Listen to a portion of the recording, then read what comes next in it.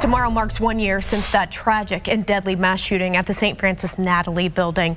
4 people, innocent people, were shot to death. It happened just days after the Uvalde school shooting. Those events prompting Governor Kevin Stitt to order all law enforcement in our state to undergo what's called laser training. It stands for Law Enforcement Active Shooter Emergency Response.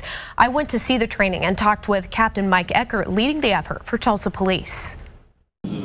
So we've been training for the event last year at the Natalie building. We were training for that for 20 plus years leading up to it. We didn't have an active shooter event of scale that we could apply all of our tactics and teachings to.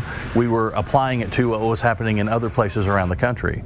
So when we had our own active shooter large scale event here, there were some things that we were able to take away from that event that actually changed our training, changed our protocol. All right, now we're gonna pair up in groups of 2, kind of like in the video. It was 2 guys made entry at the very beginning of the St. Francis deal. As you notice, he's still staying down range, and at the very last second, he's gonna come in with me and switch his focus from what we haven't cleared yet to what we're doing in the room. Everybody on the entire Tulsa Police Department will go through this during 2023. We want 2 guns in the room as quickly as we can get them in the room as we can, so that we got twice the chance of being successful. What was the active shooter training before the changes this year? Like as far as hours and that sort of thing, were you doing something different? Like how is this different? No, I wouldn't call it different. I would say maybe a difference in emphasis, because what we found at the Natalie building is the most pressing, most important part of the response was the initial response. The first few officers that were on scene,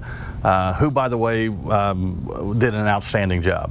But we realized that we were spending, our training time spread out over a whole bunch of different talking and teaching points.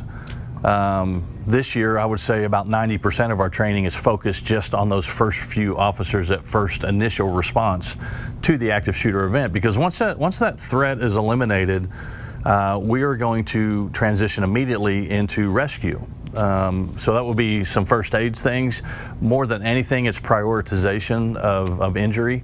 All right, Pick, we're coming out. We're going to go straight across, Pick. Communication is a real big deal in this deal, so that like if me and Pickett are going in, he knows what I'm doing and I know what he's doing. Let's get everybody out in the hallway. We can kind of show you working. Contact team working down the hallway. We're going to be just like we were, except while we're working down the hallway, one of us has to check rear when you time assignment, right? When you go into the room, you're gonna have to process good guy, bad guy. Is that a cell phone? Is that a gun? Kind of deal. As you come up to the door, it's like if I'm moving. I'm gonna try to be smooth in that, and I'm just gonna try to work.